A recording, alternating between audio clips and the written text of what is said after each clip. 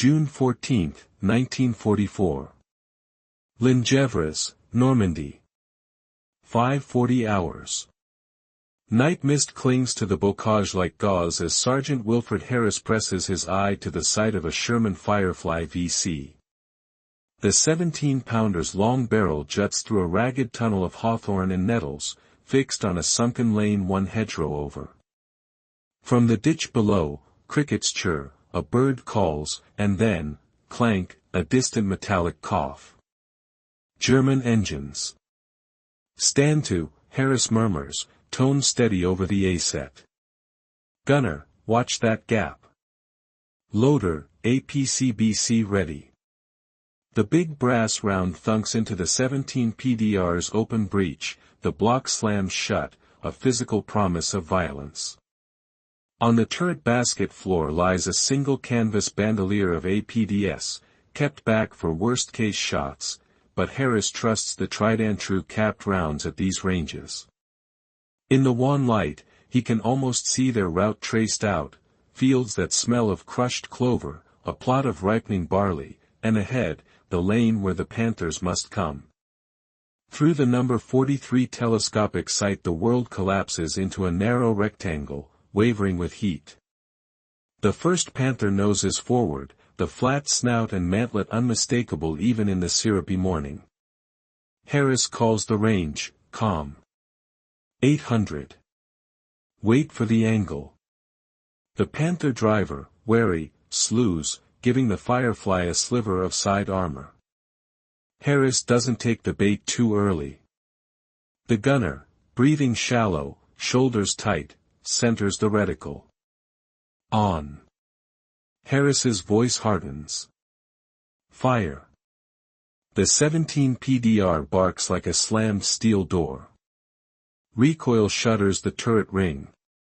The shot skips across the damp air and scythes in at the turret ring, sparks burst, the Panther heaves, and a sheet of flame unravels from its hatches.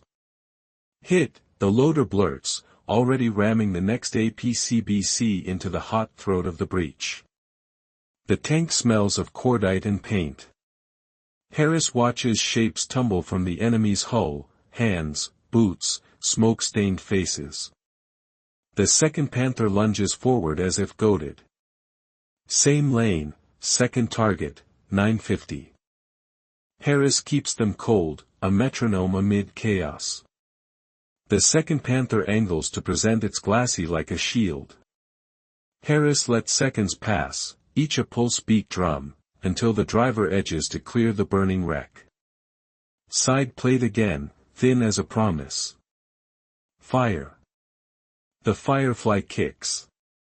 The round slams through the side behind the road wheel. Ammunition cooks off. A turret lid jerks open like a mouth and belches black. On the net, infantry of the 50th, Northumbrian, Division call out contacts, machine guns from a barn, mortar smoke from a hedgerow. The squadron leader's voice cracks in and out, clipped, taut. Hold that lane.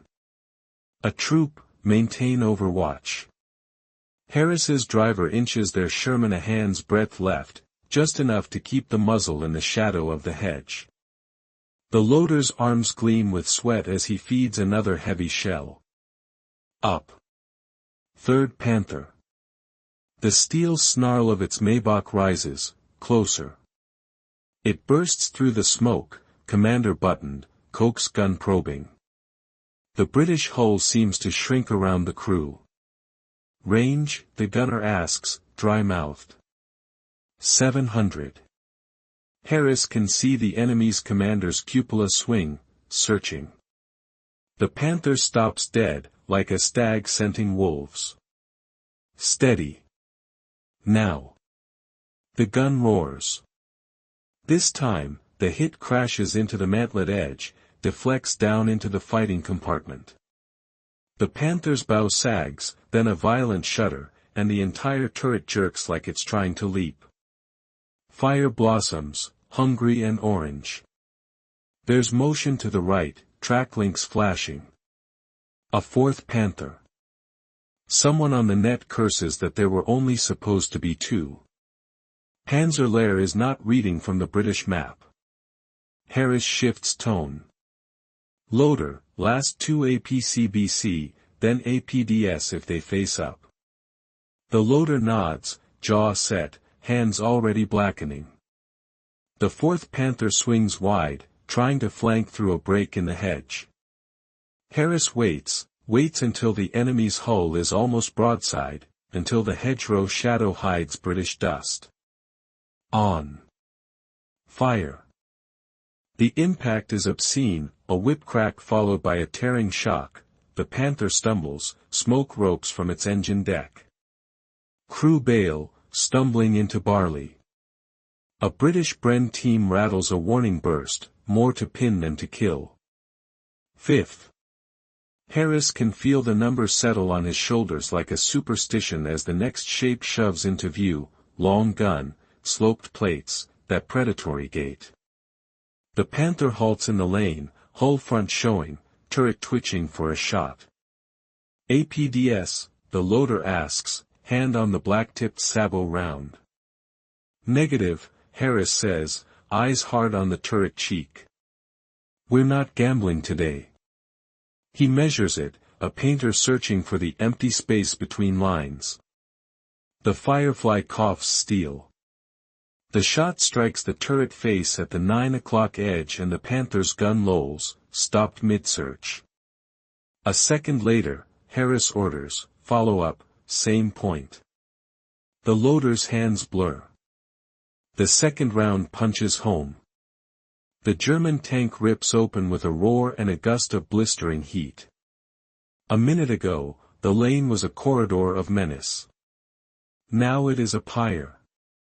The hedgerows flicker, leaves singed.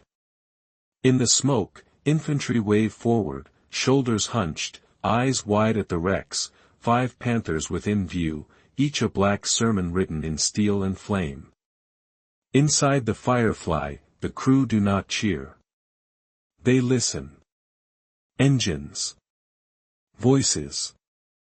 The world outside the sight expands again, unwelcome, and Harris knows the counterstroke won't be long coming. He lowers the binoculars, rolls a kink from his neck.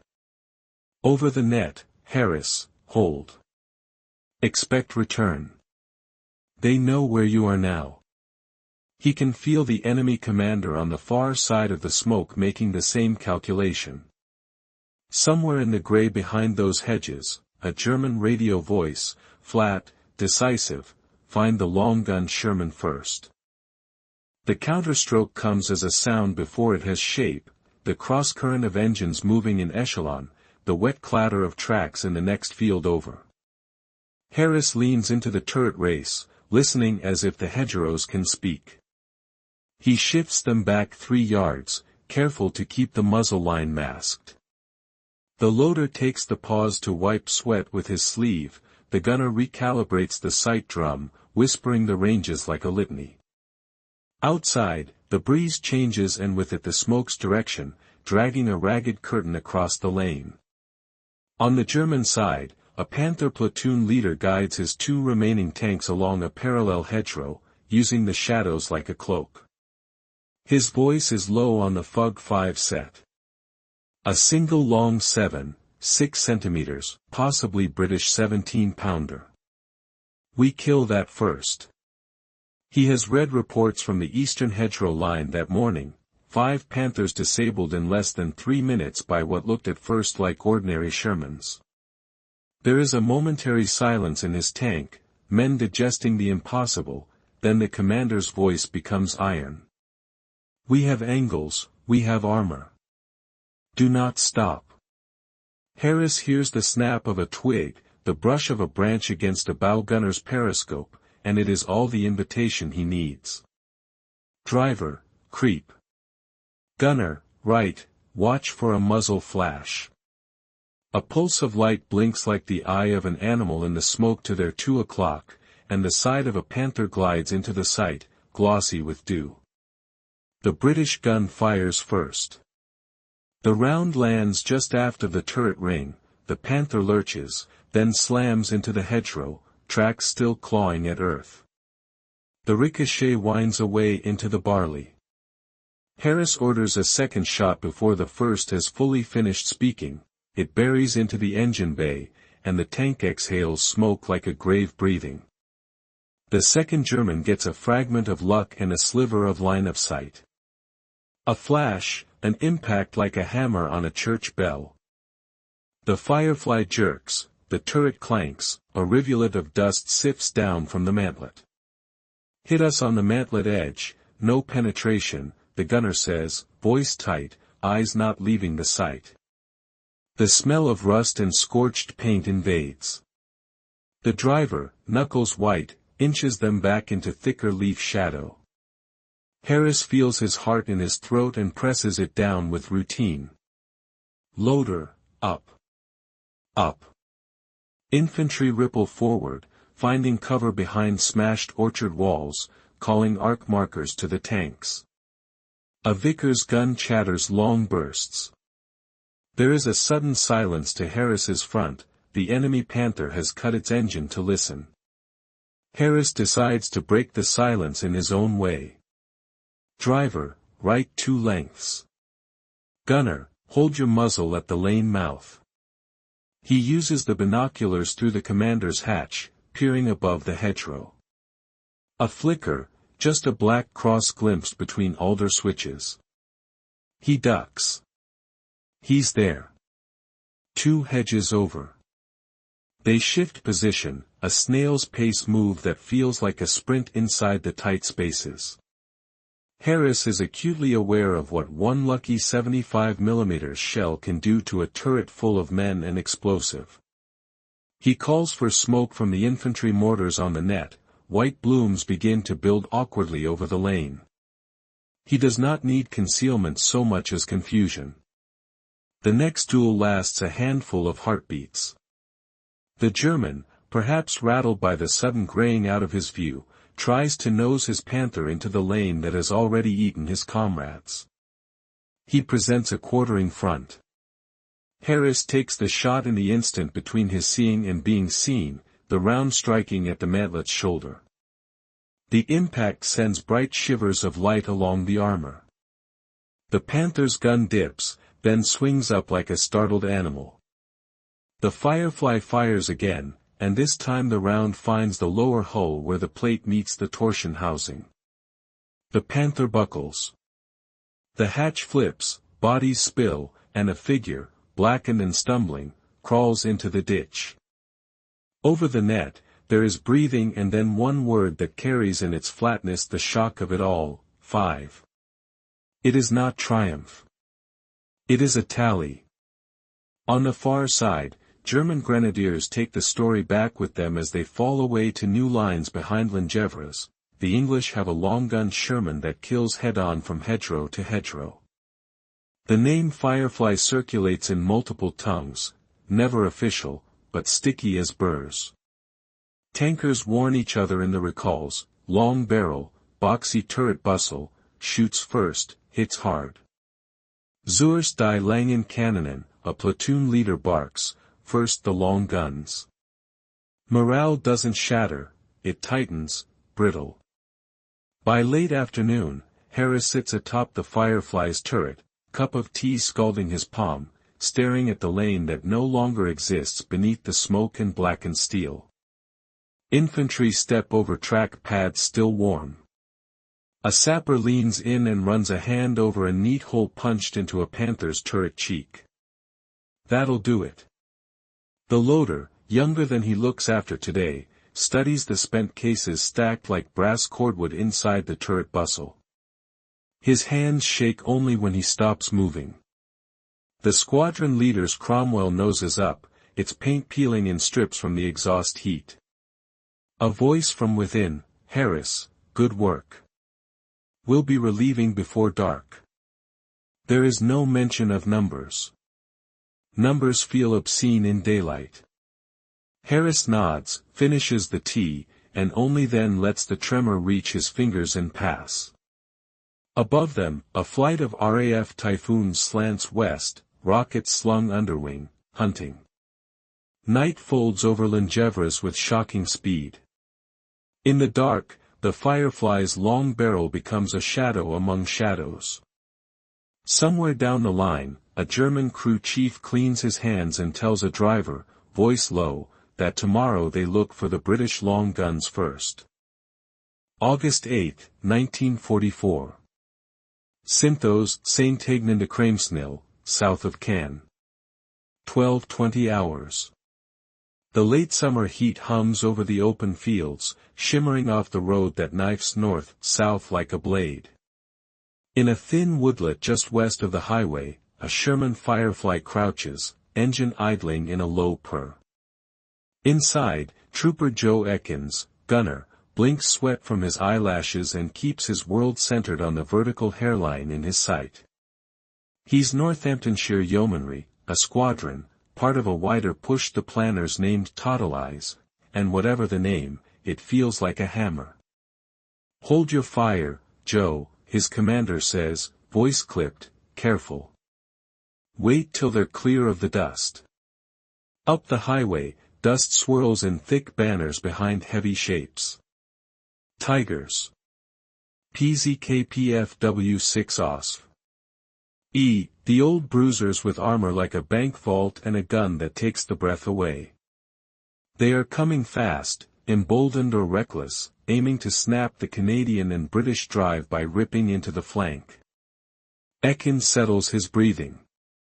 The loader slaps the base of the APCBC round as it locks into the breech. Up. The smell of oil, leather, hot metal, it all narrows to the thin line of the sight and the discipline to wait for the exact wrong moment. Out there, the first Tiger edges clear of the dust cloud, its commander scanning from an open cupola, confident in the protective legend of 80 mm of steel sloped just enough. The Tiger is angling, presenting not quite front, not quite flank. It is enough. Range 1100, Ekins says, voice steady as a straightedge. On, the commander replies. Fire. The Firefly recoils and speaks, the long gun spitting an orange tongue that the leaves half swallow. The round slaps the Tiger's turret side with a metallic violence that carries even into the Firefly's cramped space. For a half second, nothing, then heat and smoke blow out the Tiger's opposite side like breath in winter.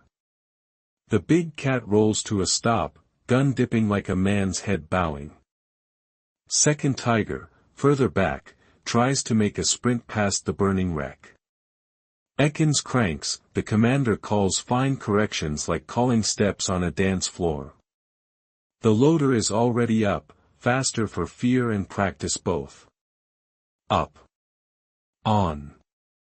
Fire. This one takes the Tiger just behind the mantlet edge, a lucky strike that worms into the fighting compartment. The turret jerks, the Tiger slews, smashes into the ditch, and louvers on the engine deck spit fire. The highway is a sheet of heat and panic. A third Tiger pushes through, commander buttoned, maybe the memory of a previous day whispering that an open hatch is an invitation. Ekins traces the line across his sight, compensates for the shimmer, for range, for the slight rise. Out of the corner of his eye he sees a Canada patch on an infantryman's shoulder as the man flattens himself in the ditch. The Firefly's gun bucks. The third round finds a seam at the turret ring, and the Tiger's turret halts in mid-swing, then lifts a fraction as if sick. When it settles, it will never move again. 3 in as many minutes. The net crackles with voices trying to be quiet and failing. Good shooting.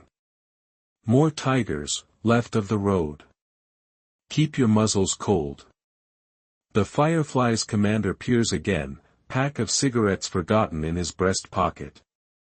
The loader hesitates, hand hovering over a dark, shorter sabot round. APDS, he asks. Ekins shakes his head minutely, never leaving the sight. We're fine. The early APDS is a wily beast, fast, nasty, but sometimes a yard to the left of where you swear you laid it. Today, their luck, and their training, belongs to the tried APCBC. Down the line, another Allied troop opens up, and the battlefield becomes a mosaic of small fires. Ekins takes a breath and remembers he has lungs. He is 21 and has never felt older than the minute between firing and impact. The commander touches his shoulder, a brief press that says more than words. "Keep your head, Joe." There is a rumor, already alive among the men, that one of those tigers is Whitman's, the German ace who turned tank duels into statistics and nicknames. History will wrestle with it in notebooks and at desks for decades, weigh the Sherbrooke Fusiliers against the yeomanry, cross-reference arcs and timing, argue over craters on aerial photographs. In the moment, Ekins does not shoot a name. He shoots shapes and sloped plates and the space between hedgerows where you can see a muzzle before you see a hull. The fourth tiger never commits. It slows, half-turns, and disappears back into the dust like a retreating thought.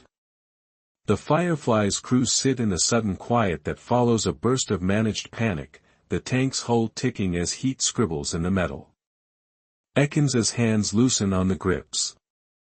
He can smell the cordite collected in his hair. Outside, a Canadian platoon creeps forward, shoulders hunched, eyes raking every ditch for the next shock. In the afternoon, when the push grinds on and the woodlet becomes just another patch of trees with brass in the dirt, Ekins clambers down and squints along the barrel, checking a scuff he imagines he can feel in the recoil. The commander lights the cigarette he forgot. They do not speak about 3 tigers. They speak about the next field, the next hedgerow, and the next order not yet given. The long 17 PDR rests, barrels still warm, an iron nerve stretched across Normandy.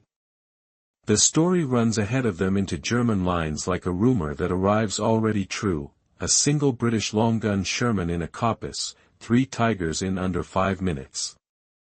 It threads into enemy briefings before dusk. "Be mindful of the long English gun," a Feldwebel tells his platoon. "Do not crest into a hedgerow blind. They will be waiting." The shock is not in the numbers alone. It is in the way the fights feel, the invisible hand that reaches out from a hedgerow and swats tigers and panthers alike. In after-action murmurs, German commanders speak of a British gun that bites from the front at 100 paces less than comfort, a gun that finds seams they believed safe. They adjust. Orders ripple, hold distance when possible, use reverse slope positions even in bocage, send infantry probes through hedges before armor noses forward, and above all, prioritize the long-barrel Shermans with the boxy turret counterweight. British crews obliged the dance by hiding their Fireflies among 75mm Shermans, wrapping barrels in camouflage, parking them back a hedge while the shorter guns draw the first fatal glance. By July's end, the 17-pounder has a reputation that gets there before it fires. In Panzer Lehr's battered ranks, men pass warnings in the clipped grammar of survival. English 17-funder, Schnell, Janot. McAdam in the 4th/7th Dragoon Guards will tell a battalion intelligence officer later that you could feel the moment the enemy realized a Firefly was in play, the way the enemy's hulls flinched and their turrets began to search high and wild for a muzzle flash they had missed. Among British infantry, a Firefly's arrival at a crossroads is a psychological sandbag across the road, the thing that lets you risk another 10 yards. Harris's lane at Lingèvres becomes a place men can point at. 5 Panthers stunned into stillness by 1 tank behind a hedge. Whether it was 3 minutes or 10, whether one Panther burned slower than the others, whether a German round knocked paint off the Firefly's mantlet but did nothing else, the broad shape hardens into a legend because the facts are already a legend. On maps and in tattered pocket notebooks, pencil marks sprout at hedges that gave good fields of fire. The word Firefly crops up in the margins as a talisman and a plan. Harris, who said little before and less after, goes on with the work. His crew change track pads, scrub cordite residue, and learn to sleep with their heads tipped against steel. For Joe Ekins and the Northamptonshire Yeomanry, the day of 3 Tigers grows heavier in memory as the weeks pass. A photograph catches him later with a cigarette tamped behind his ear, smiling the half-smile of men who cannot yet afford to think in terms of history. The killing of Michael Wittmann, the German ace, becomes a knot of claims and counterclaims. In messes and pubs long after the war, men will argue the clock and the angles, swap grid references, sketch arcs on beer mats. The truth, as the battlefield leaves behind brass and bones and then nothing, is that a British Firefly gunner found 3 heavy shapes in his scope and took them out so quickly that even the German tankers who were not there learned to respect a British gun they could not always see. On both sides, morale adapts. British crews go into ambushes with the steady knowledge that, given a hedge and discipline, they can punch above the Sherman's reputation. German crews, veterans of open-step fighting and long gunnery exercises, learn to treat every hedgerow gap as if it held an English coil of wire and steel waiting to flick. Tankers on both sides begin to speak the same unprinted rules in different languages: do not silhouette yourself, do not move predictably between hedges, do not trust dust and distance to protect you. They carry the new gospel of the bocage in their throats like a tasted thing. You, watching from the dark of a dugout at dusk, would hear the small human sounds layered under the metal, a loader teaching his hands to move without thought, a commander saying, steady, as often for himself as for the gunner, an enemy platoon leader reminding men to go slow where instinct says to rush. You would smell the hot acrid sweetness of a knocked-out tank long before you reached it. You would learn to mark the hedgerows, to see not leaves but angles, not breaks in foliage but corridors of fire.